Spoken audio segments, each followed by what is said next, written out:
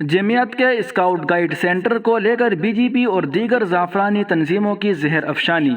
مہا پنچایت میں سینٹر کا تعمیراتی کام بند نہ کرنے کی صورت میں دیا تحریک کا انتباہ۔ دیوبند ٹائمز سے سمیر چودھری صاحب کی رپورٹ۔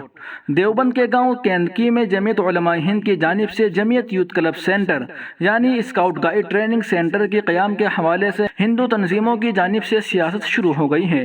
اتنا ہی نہیں بلکہ اس سینٹر کے قیام کو لے کر بی جے پی لیڈران سمیت ہندو تنظیموں کے عہدیداران نے خوب زہر اگلا اور سینٹر کا تعمیراتی کام بند نہ کیے جانے کی صورت میں تحریک چلانے کا انتباہ دیا۔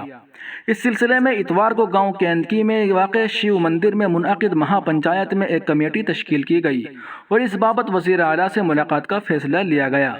پنچایت میں بجرنگ دل کے نیتا وکاس تیاگی نے زہر افشانی کرتے ہوئے کہا کہ جیسے ہی یوگی حکومت نے دیوبند میں اے ٹی ایس سینٹر کے قیام کا اعلان کیا، جمعیت علماء ہند نے دیوبند علاقے کے گاؤں کیندکی میں اسکاؤٹ گائیڈ کے نام پر غیر ملکی سرگرمیوں کی تیاریاں شروع کر دی، لیکن ہندو سماج اس منصوبے کو کامیاب نہیں ہونے دے گا اور جلد ہی اس سلسلے میں سی ایم یوگی آدتیہ ناتھ سے ملاقات کی جائے گی۔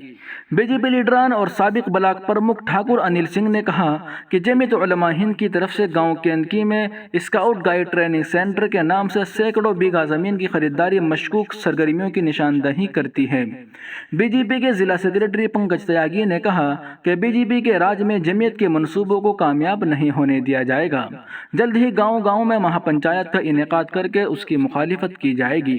بی جے پی مغربی اتر پردیش علاقائی ورکنگ کمیٹی کے ارکان وپل تیاگی، ٹھاکر چندن سنگھ رانا، پردھان انوج تیاگی، جتندر تیاگی اور ایشور پال چودھری نے بھی سینٹر کو لے کر جمعیت علماء ہند کو نشانہ بنایا۔